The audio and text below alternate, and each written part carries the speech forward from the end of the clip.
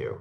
Well, thanks to the witnesses. I know we're talking about defense of the homeland here, but I do want to turn our attention to the obvious fact that the ransomware gangs that have been wreaking this havoc are not based in Chicago or LA or New York or in England or in France. They're based in safe havens in countries where governments are either unable or, I think, more likely unwilling to confront them. And I wanted to ask our witnesses a couple of questions about that.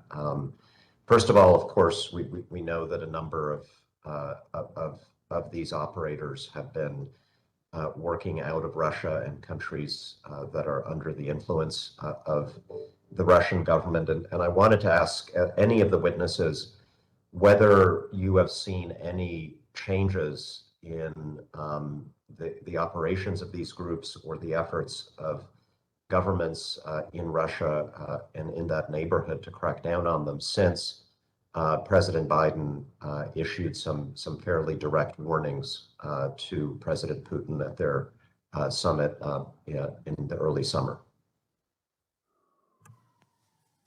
Thank you, Congressman Malinowski, for the question. We've been clear with Russia that actions are going to speak louder than words. And with respect to your question about the trend, it's quite difficult to assess after a period of just a few months because the vast majority of ransomware incidents are not reported to the federal government. And so our focus is on accelerating our ability to collect and get at that kind of data so we can deliver those kinds of assessments to you.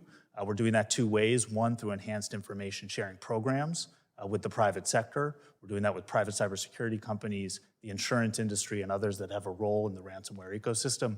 And we're also doing that by working with Congress on the mandatory incident reporting legislation that is currently being part of the NDAA process, and which would candidly be transformative and groundbreaking in terms of our ability to get that kind of data as to incidents, as to ransomware payments that are made, so that we can provide better clarity on the trend lines.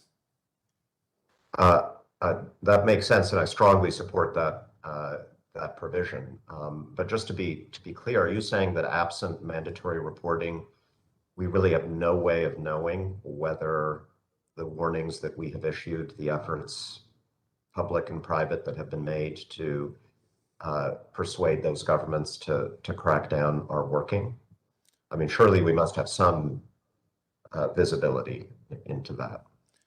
It's incomplete, but we do have some data, and it's more anecdotal, and we work with what we have. And I want to be clear, Representative Malinowski, that we are not sitting and waiting for Russia to act.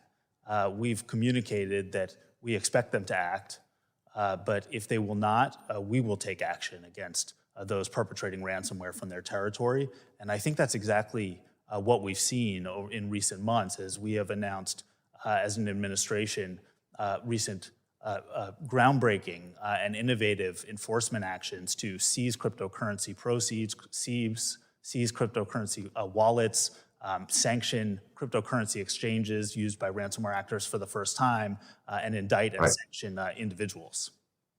No, and I applaud that, and it's fantastic work you're doing. But obviously, you know, Putin could shut these operations down in a day if he wanted to. So this is why I focus on that. And frankly, although we don't talk about this as much publicly, I do believe that there's an offensive, not just defensive capability that we need to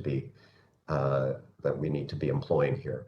And then finally, you know, I've asked these questions about Russia and the former sort of Soviet countries, but isn't it also the case that we're seeing an emergence of ransomware groups in other parts of the world, like Southeast Asia, Sub-Saharan Africa, for example? And if so, what are we doing working with allies in those regions to share best practices and strengthen enforcement?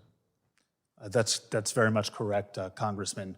We do see ransomware emanating from a variety of different countries, and that is why one of the most important pillars of this administration's ransomware strategy has been a diplomatic effort to link arms. Recently, the White House convened over 30 participating like-minded countries to rally support for the battle against ransomware.